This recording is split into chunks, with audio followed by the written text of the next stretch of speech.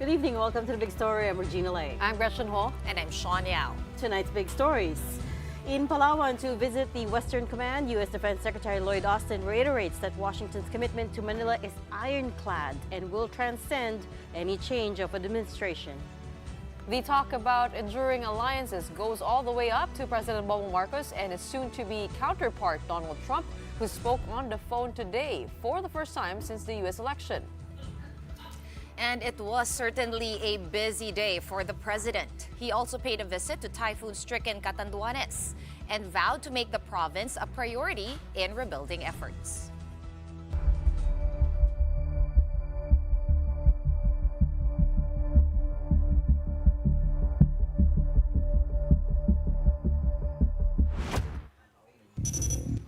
U.S. Defense Secretary Lloyd Austin, on his fourth and likely final official visit to the Philippines, visited the Western Command in Palawan today. There, he reiterated America's ironclad commitment to the Philippines and stressed that the relationship will transcend changes of administrations. He also met with Filipino troops in charge of patrolling the West Philippine Sea. His counterpart, Philippine Defense Secretary Gibo Teodoro, pointed out that China has been more aggressive in the disputed waters, placing pseudo-military vessels disguised as Coast Guard in parts of the West Philippine Sea. Francis Orsho with tonight's big story. Outgoing U.S. Defense Secretary Lloyd Austin visited the Armed Forces Western Command in Palawan today, which he says underscores Washington's commitment and full support to Manila as it asserts its rights in the West Philippine Sea. This is Austin's fourth visit to the Philippines, the most ever by a U.S. Secretary of Defense. Austin took the opportunity to condemn China's coercive actions in the Philippines' exclusive economic zone.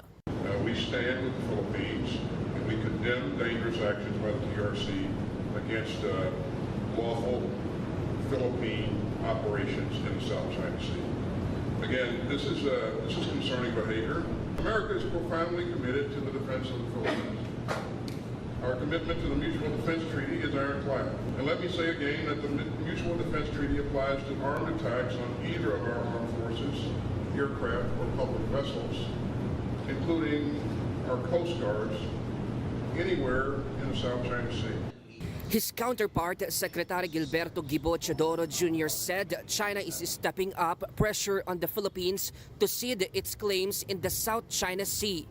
They have been more aggressive in denying us access to our exclusive economic zone in the West Philippine Sea. They have really placed a lot of these pseudo-military vessels disguised as Coast Guard vessels and maritime militia vessels in the areas in the West Philippine Sea. They have been very aggressive in their information operations against the Philippines. That's why Teodoro says modernizing the defense and security capabilities of the country, as well as keeping allies like the U.S. close, is more important than ever. The DND has been busy procuring more sophisticated technology, like this unmanned surface vessel that can be used for sea surveillance. And tapping on alliances, as with the landmark intelligence sharing deal between the United States and the Philippines signed this week, known as the General Security of Military Information Agreement, or GSOMIA. This pact took 2 years to negotiate. It will facilitate the sharing of classified information and technology between the two militaries. And as expected, it triggered Beijing once more. In a statement, the Chinese Foreign Ministry stressed that no military agreement or defense and security cooperation in whatever form should target any party or harm its interests, nor should it undermine regional peace or exacerbate regional tensions. China went on, the only right choice for safeguarding national security and regional peace and stability is to uphold good neighborliness and friendship and maintain strategic independence. Here's Defense Secretary Teodoro's reply to that statement. If you weren't paranoid, you wouldn't comment about it, so far as I'm concerned, because it is something bilateral to the United States and the Philippines. Our main theme of cooperation here, aside from being treaty allies, stands for upholding of international law and the fundamental and the values of freedom and democracy. In less than 2 months, President-elect Donald Trump takes over with full control of the government, the executive branch, as well as both houses of Congress. Where does that leave America's commitment to the Philippines and the Indo-Pacific region? The strength of our alliance, I think, will transcend changes of administration going forward. So, again, I won't speculate on any changes in policy or anything that the new administration may bring on board. What I will tell you is that this is an important country, not only to me, but to people in both parties back in the United States of America. Chodoro says it's also important to pay attention to how China will interact with the Trump administration this time around. With our anticipating a possible what will happen in the United States next year, we should be calling out what President Xi is thinking about insofar as China is concerned, because the operative factor, the causative factor which has caused this alliance to be as robust as it is the Chinese overreach and aggression in this part of the world. The U.S. Department of Defense says Austin's leadership has been critical to advancing the U.S.-Philippines relationship to where it is today. Yesterday at Camp Aguinaldo, he was presented with the Outstanding Achievement Medal by Chodoro in honor of his contributions to strengthening bilateral ties. Mobile journalist Francis Orsho, We Are One News. While U.S. Defense Secretary Lloyd Austin is in the country, President Bongbong Marcos finally managed to speak with U.S. President-elect Donald Trump today. Gio Robles with the big story. It was a very good call. It was a very friendly call. This was how President Bongbong Marcos described his first phone conversation with U.S. President-elect Donald Trump. Marcos said they spoke as scheduled early today, and their conversation focused on the alliance between the Philippines and the United States. Patuloy namin pinag-usapan ang samahan, the alliance between the United States and the Philippines, and I expressed to him our continuing desire to strengthen that relationship between our two countries, which is a relationship that is as deep as can possibly be, because it has been for a very long time. Marcos said he also reminded Trump that the majority of the Filipinos in the U.S. voted for him, expressing hope that the new U.S. president will remember it. This, of course, led to the question around what will happen to illegal Filipino immigrants currently in the United States, to which Marcos replied. We didn't talk about that. We didn't talk about it. It was just a congratulatory call. But, of course, our ambassador is already working on that. Nonetheless, Marcos said his conversation with Trump was very productive. I'm glad that I was able to do it, and I think the President-elect Trump was also happy to hear from the Philippines. Marcos said Trump also asked about his mother, former First Lady Imelda Marcos. Naaalala naman niya ang Pilipinas. Ang kaibigan niya talaga, mother ko. Kilalang niya yung mother ko. Kinukumusta niya how is Imelda? Sabi ko, binabati ka nga. President Marcos said he also expressed his intent to meet with Trump as soon as possible. For News 5, Gio Robles, We Are One News. Let's try to find out more about this phone call. We have with us tonight Philippine Ambassador to the United States, Jose Manuel Babe Romualdez. Ambassador Romualdez, good evening. Thanks for taking our call again. Hi, good evening to you. Good evening to all of you ladies. Ambassador, first off, I wonder if you could give us more details on this phone call between Presidents Marcos and Trump. How long did it go on for, and why only now? I remember when President Marcos won in 2022. Well, first of all, Biden had called him one of the first. No, President Marcos was one of the first to congratulate President-elect Trump.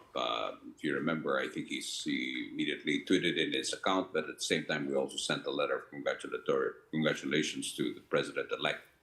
The schedule was really planned for this week because, as you know, President Trump has been extremely busy with filling up the cabinet posts. And also, he has had several planned calls with several other leaders. I think President Marcos was one of the first in terms of congratulating him. So he was scheduled. The schedule was already planned for yesterday or this morning, actually, your time. So it wasn't hard to get in a slot with President-elect Trump.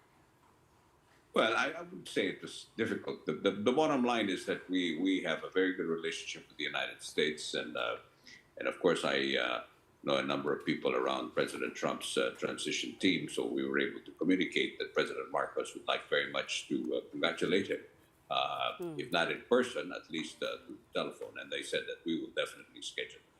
And your thoughts, Ambassador Babe, on how a working relationship between President Bongbong Marcos and the second presidency of Donald Trump would be like? Well, I think it would be a very good relationship. As the president said, he actually met President Trump even before, when he was a young man in New York, when he went to one of those events with his mother. So there's that personal relationship which President Trump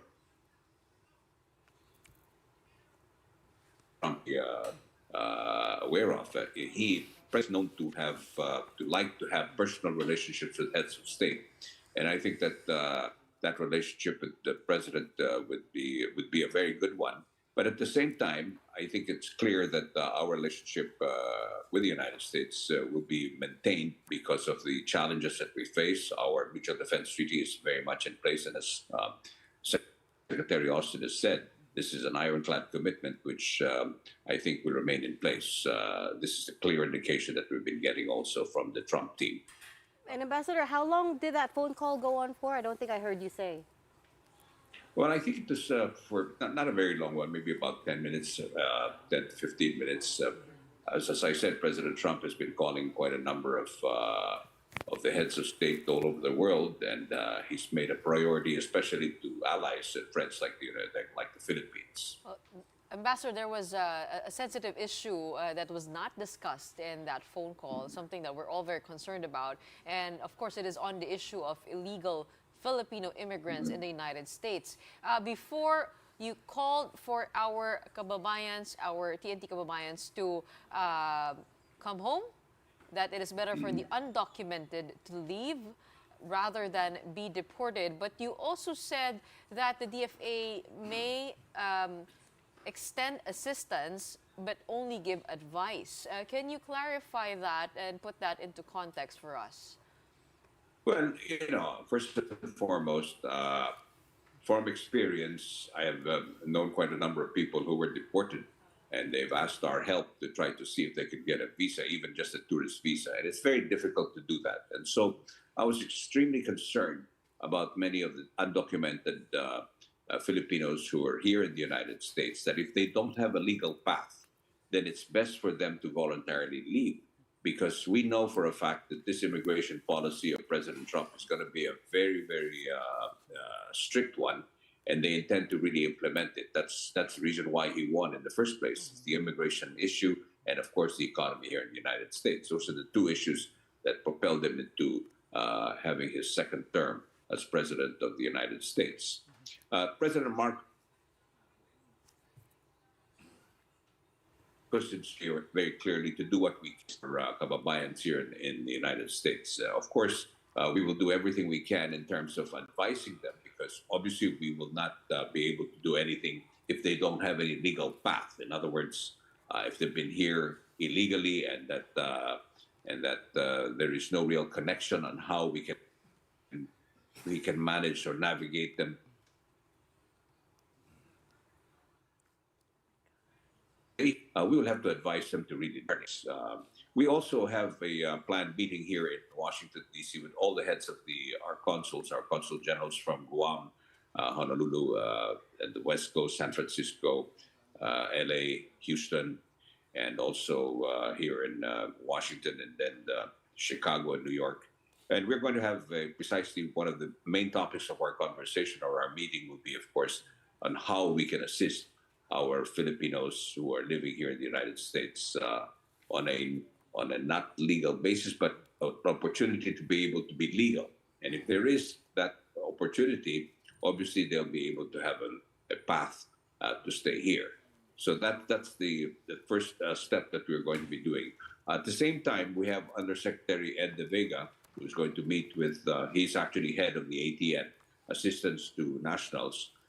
They're going to have a meeting next week, or this weekend, as a matter of fact, in Los Angeles, where again, they will be able to look and see how we can give assistance to our fellow Filipinos here in the United States. Ambassador, the number that we have is around 370, so 370,000 Filipinos who are undocumented immigrants there in the United States. Are we still working with an accurate number, or do you have a handle on how many illegals are there?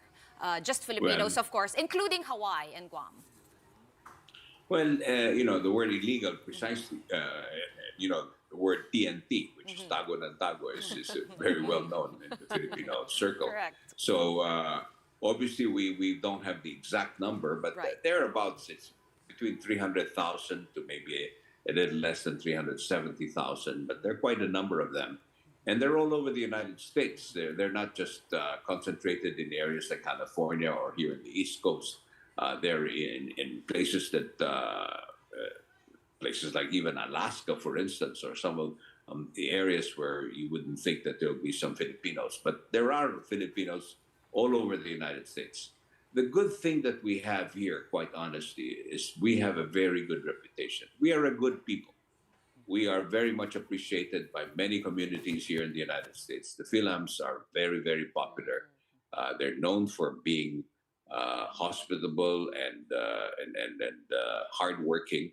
Even President Trump, in one of his rallies in Nevada, had praised the Filipinos as hardworking because he has Filipino Americans working in his hotel and in his golf club. So that, I think, would be probably an opportunity for us to say that they're not the kind of people that they're going after, which are criminals or those that would be a problem for the national security of the United States. I think with that, we would be able to have some compassion from the U.S. government into being able to see how we can help our Filipino citizens here and have a path towards staying here permanently. Is that despite the fact that Trump has actually called the illegal immigrants and undocumented migrants, he's called them criminals, and today, all over social media, it's really buzzy. They're saying he might use the military to enforce these deportation crackdowns, that he, will start the crackdowns on day one to last until the first 100 days. Well, he's actually said that he will declare a national emergency and use the military to enforce a crackdown. But yes, what's that going to look like? It is really a major problem here in the United States. There are now, the official count is 11, but there are about 15 million. That's quite a large number of illegal immigrants here in the United States. But I don't think generally he's saying all of them are criminals. He really, I think the top priority would be the criminals that are specifically criminal gangs that have been operating here in the United States. These are the people that they really want to get them out of the United States as quickly as possible, and also those that would be a problem for national security. But let me just point out that this problem of the United States is not only confined to the United States. Canada, for instance, is already also starting to close their borders or tighten their immigration policies. Many other countries in Europe are also doing the same thing. We are also going to have to be, or we are already starting to do so. We have a lot of illegal immigrants or illegal citizens that are coming into our country, and we too have to really start finding ways to be able to control the number of people coming into our country illegally. Now, speaking of using military force, there's actually a law in the U.S. Constitution, the Posse Comitatus Act, which prevents the United States military from enforcing locally, except in instances of insurrection to suppress lawlessness. Do you think President-elect Trump will make good on this threat, or is it just a threat to get people out? Well, I think that's something that will have to be studied by the legal people here in the Justice Department, perhaps, of the United States. But there is such a thing as a state of emergency, and it's quite a wide range of what you call this powers that are given to the President of the United States to give an executive order. That is the understanding I had when I had a conversation with some of the legal people here. And if he uses that state of emergency, which means to say it is important for him to start getting people out of the United States.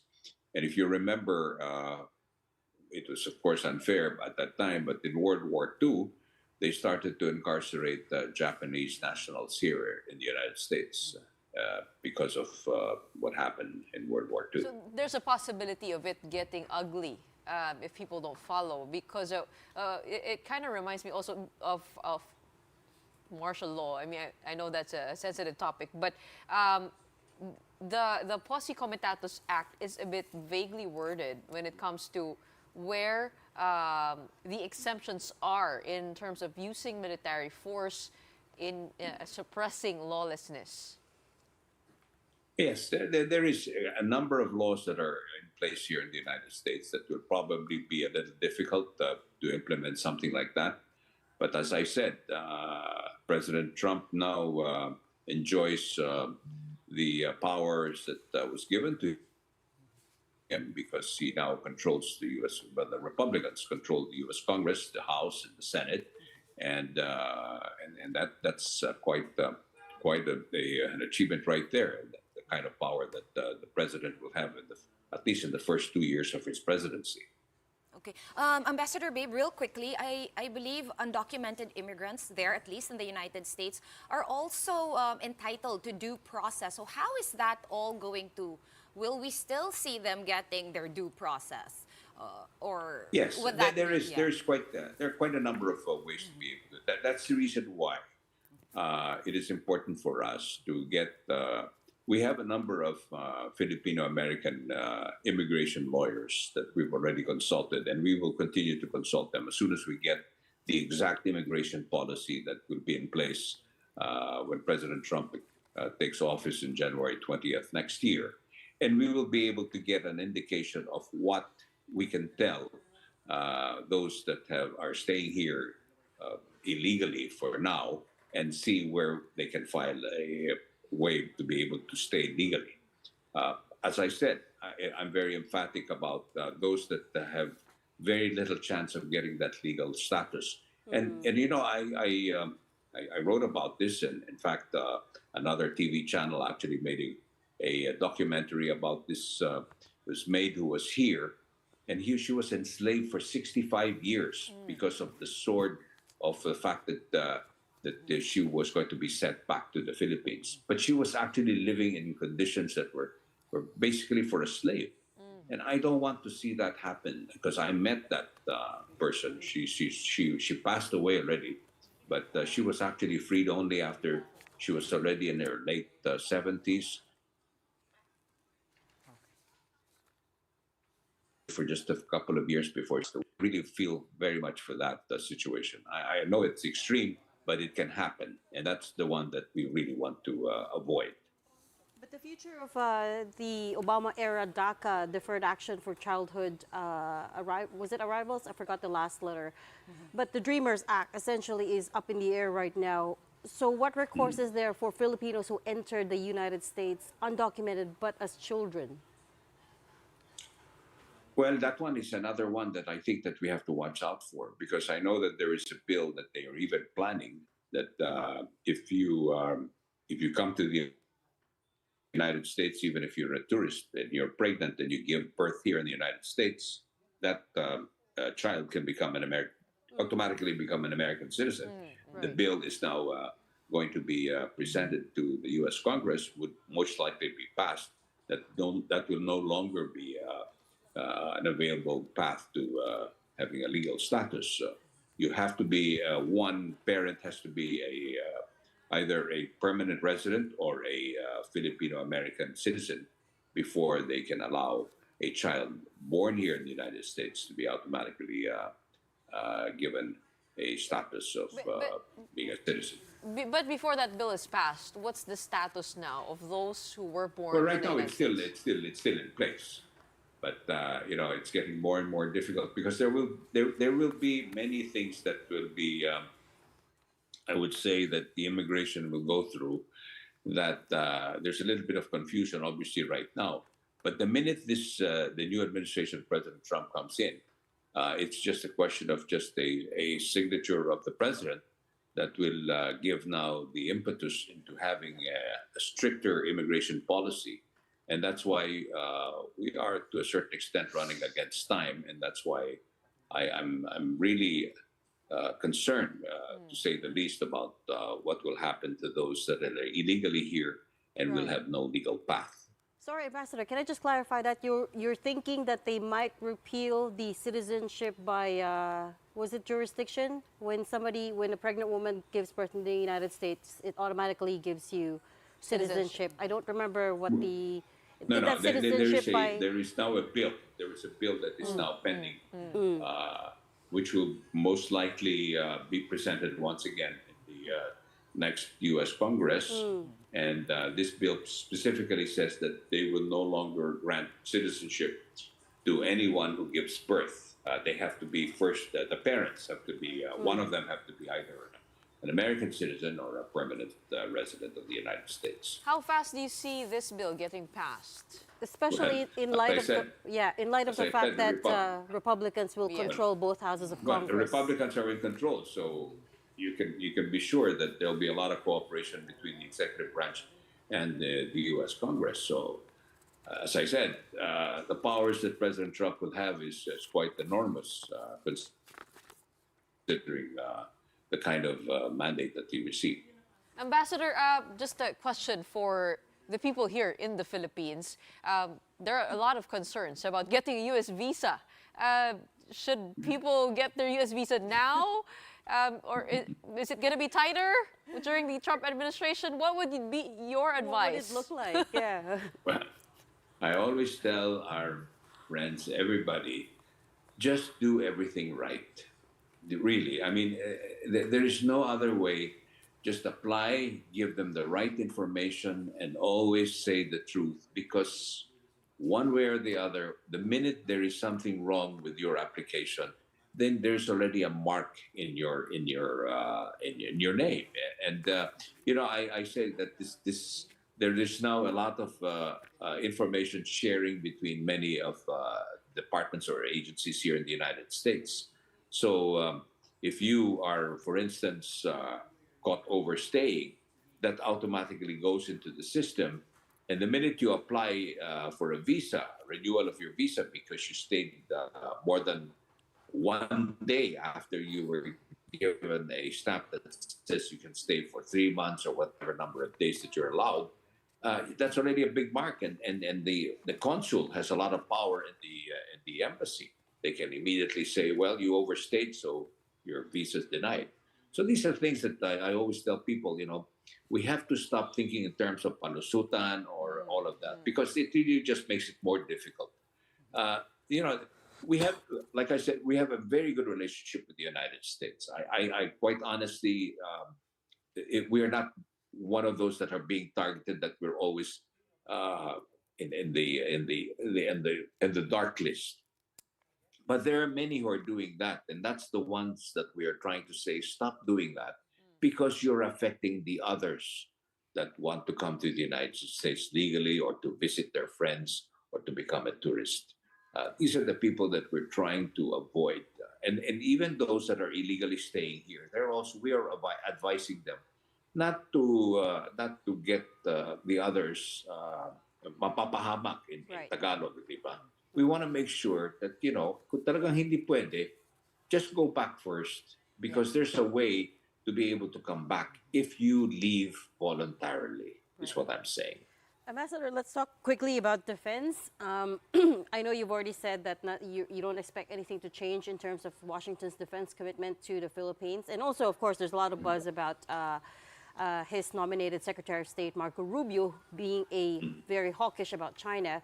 But there's nuances to this as well. What would it look like in terms of their commitments to EDCA, for instance, the EDCA sites?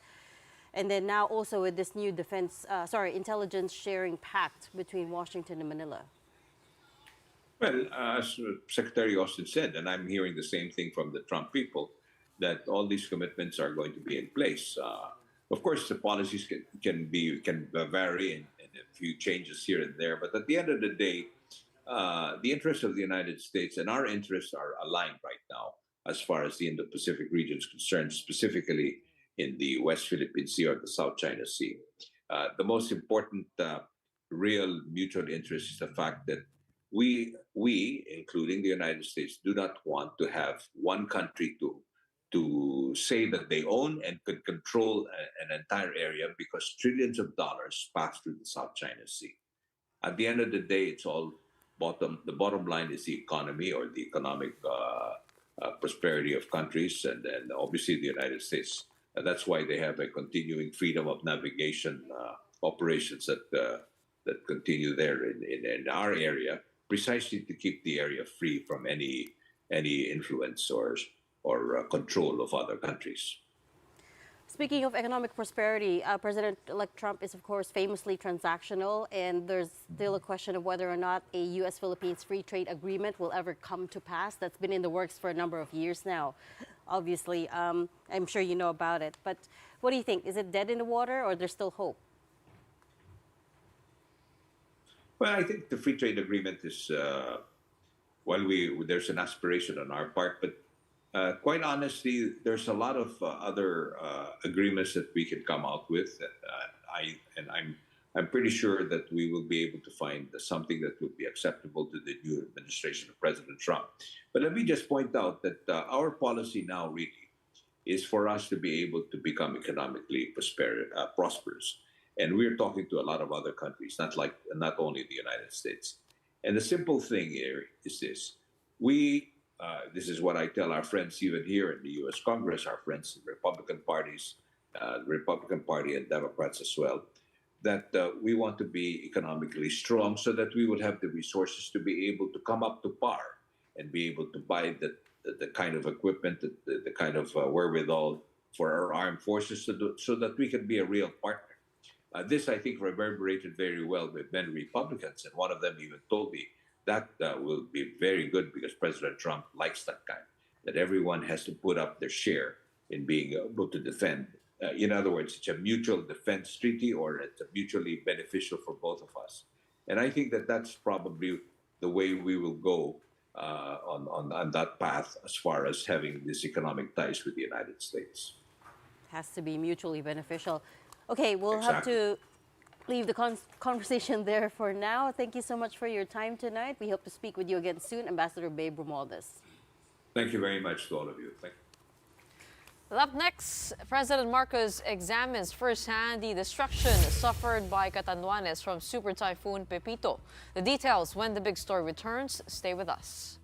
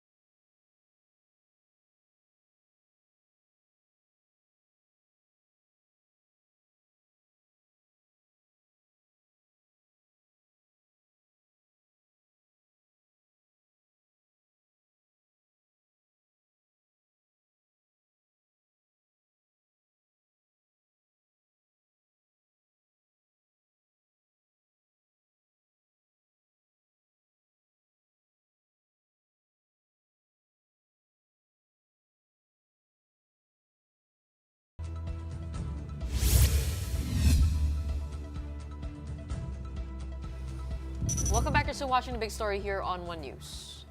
President Bongbong Marcos visited and inspected the devastated province of Catanduanes earlier today. The palace also called on government agencies to do away with lavish Christmas parties and donate to those affected by the typhoons instead. Gio Robles has the story. From the presidential chopper, President Bongbong Marcos saw clearly the extent of the damage Super Typhoon Pepito wrought on the province of Catanduanes. Everywhere there were fallen trees and houses, offices and other structures destroyed by floods and strong winds. The chopper landed next to Virac Sports Center. Residents immediately scrambled to get close to the president and beg. Presidente, sabi, matulungan niyo kami sa sira namin bahay. Gamot sana, gamot. Pre, sana matulungan mo kami kahit na maliit na bahay lang na matibay. They did not leave empty-handed, with Marcos leading the distribution of family food packs from the DSWD. He also handed out cash assistance amounting to a total of 2.5 million pesos. Napakalakas po ng tama ng Pepito at kayo ang nauna nung kami nasa Maynila at tinitignan namin ang sitwasyon dito sa inyo ay talaga ang naging problema dito ay yung hindi masyado sa ulan ngunit ang lalakas ng hangin. Kaya ay umabot yata rito ng 230 kilometers. On top of that, Marcos also turned over a 50 million peso check to the Catanduanes provincial government, along with a promise that he will prioritize the province's rehabilitation. Nagbibigay po kami, hindi pa wala pa rito, ngunit susunod na po. Nagbibigay po kami ng mga mga building materials po, mga yero, mga 2x2, pati martilyo, pati pako. Magdadala po kami para kahit papaano masimulan ninyo ang pagpaayos ng mga inyong mga bahay.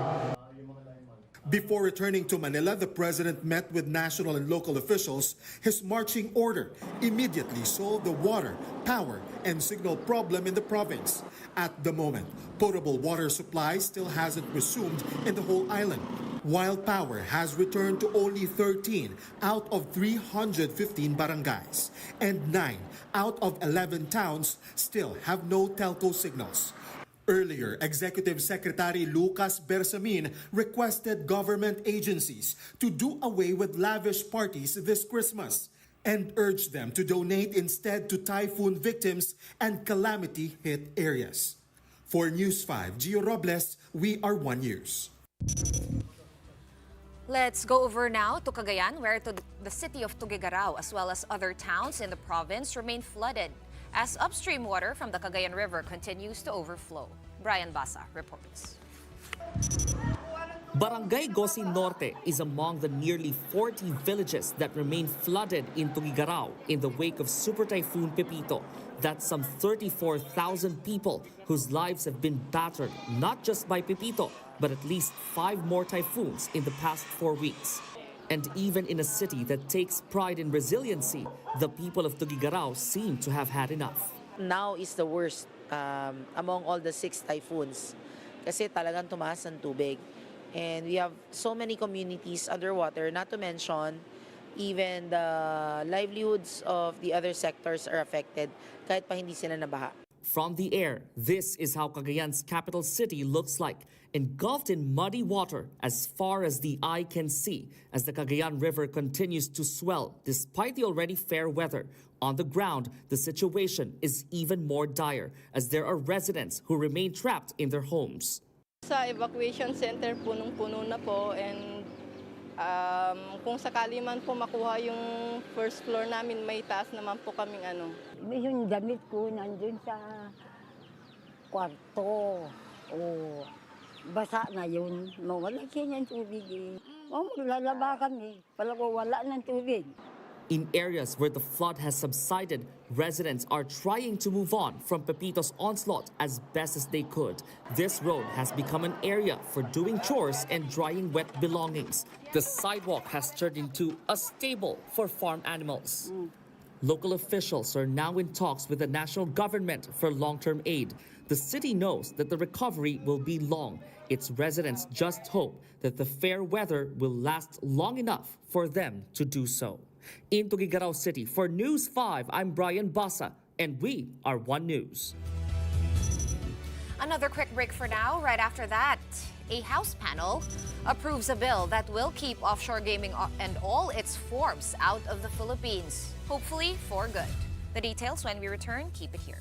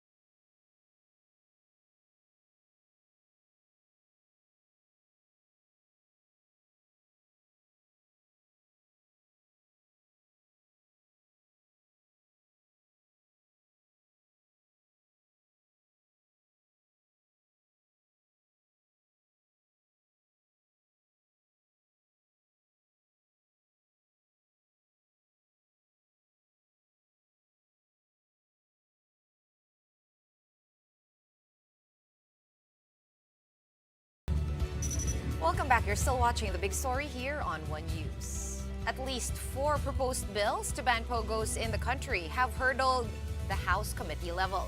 Now, these contain provisions that, according to lawmakers, will give more teeth to President Bongbong Marcos's executive order seeking to banish the industry. Ria Fernandez with the report. Less than 2 weeks after President Bongbong Marcos issued an executive order banning POGOs in the country, 4 connected bills have hurdled the House Committee on Games and Amusements. These are House Bill 10987, or the Anti-Offshore Gaming Operations Act, which came as an offshoot of the House Quad Committee hearings. The committee also agreed to consolidate these with House Bills 10725, 10636, and 10525, which all seek to ban POGOs in the country.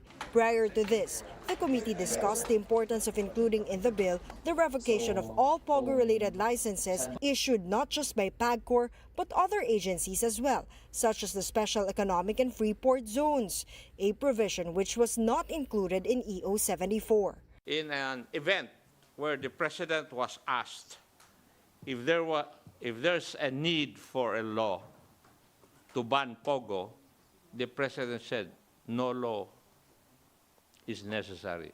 How would you reconcile your answers with that? Your Honor, I have to, maybe the law, it has a general mention of granting of license, but when it comes to gaming, it has to be very, very detailed. PAGCOR has requested the exemption of special class BPOs, which are service providers that support operationally gaming companies outside of the Philippines but do not accept bets. PAGCOR assured lawmakers these are heavily monitored. Internet gaming licensees are also on the chopping block. Records from the agency show there are only 27 remaining IGLs in the country, all bound for closure. More than 10,000 foreign POGO workers have also left, according to the Bureau of Immigration. Meanwhile, PAGCOR has begun hosting job fairs for the almost 30,000 Filipinos affected by POGO closures. This is supplemented by more than 10,000 job vacancies offered by the Department of Labor and Employment. For News 5, I'm Ria Fernandez. We are One News. The House Committee on Government says it will coordinate with the Philippine Statistics Authority to verify the identity of the now infamous Mary Grace Piatos. That is the name listed on some of the Office of the Vice President's acknowledgement receipts for confidential funds.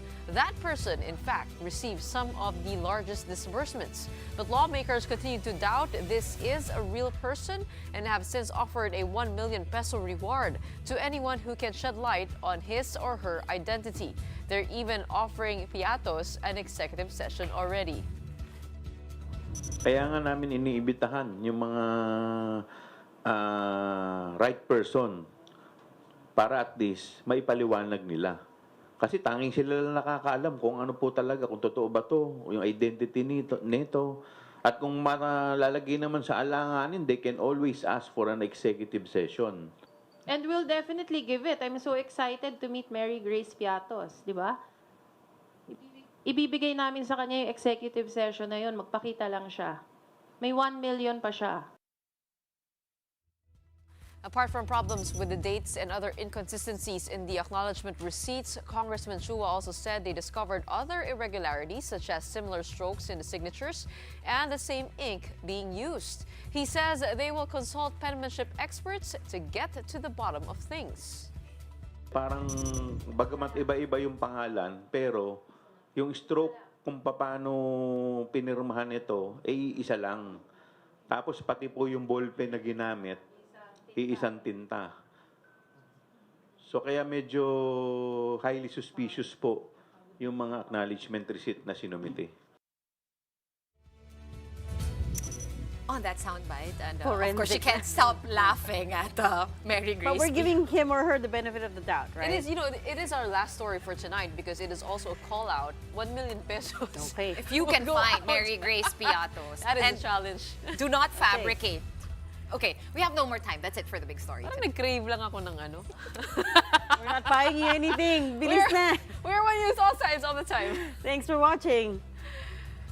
Stay tuned because coming up next is Play-by-Play with Andre Felix and Cheska Litton Galaw. Thank you, Gretchen Potato Chips. Nagutom ba kayo? Regina... Wala akong maisip. Sarapan mo yung potato chips ko, ha? Pwede siya, no? Tomorrow, I'll bring you. Are you saying they made up that name? I'm not. I'm saying it's...